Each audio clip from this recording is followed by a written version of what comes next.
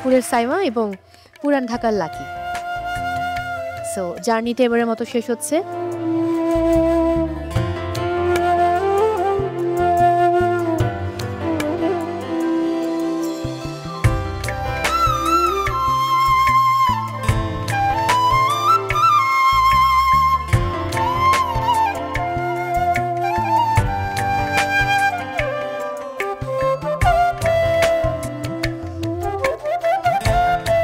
আমার মনে হচ্ছিল নিশাত বোধহয় কিছু বলতে চায়।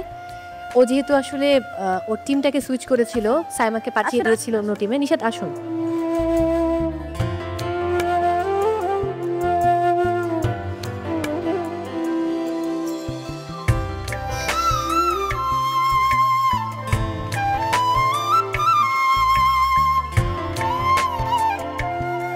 Part of a game, be strong, আবার পরের জন্য প্রিপারেশন নিয়ে আসবেন।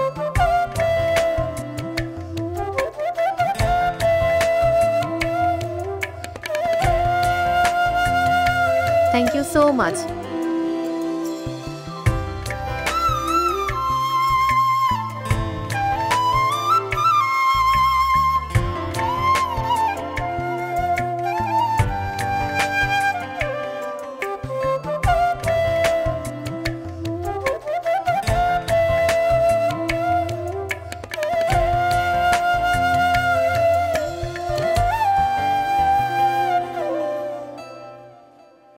দর্শক, অনেক নাটকীয়তা শেষে আমরা পেয়ে গেছি এই তো বাংলার স্বাদ চ্যালেঞ্জের মধ্য দিয়ে আমাদের টপ 14 পার্টিসিপেন্টসকে, এবং এটা ছিল আমাদের এবারের সিজনের প্রথম গ্রুপ টাস্ক।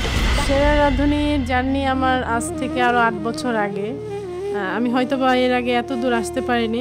আজ এখান থেকে বাদ পড়ে গিয়ে আমি কিছু হারিয়ে যাচ্ছি না, অনেক কিছু নিয়ে যাচ্ছি।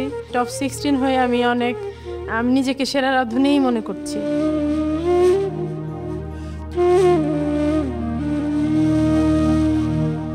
সেরা রাঁধুনির জার্নিটা আমার জন্য অনেক ভালো ছিল।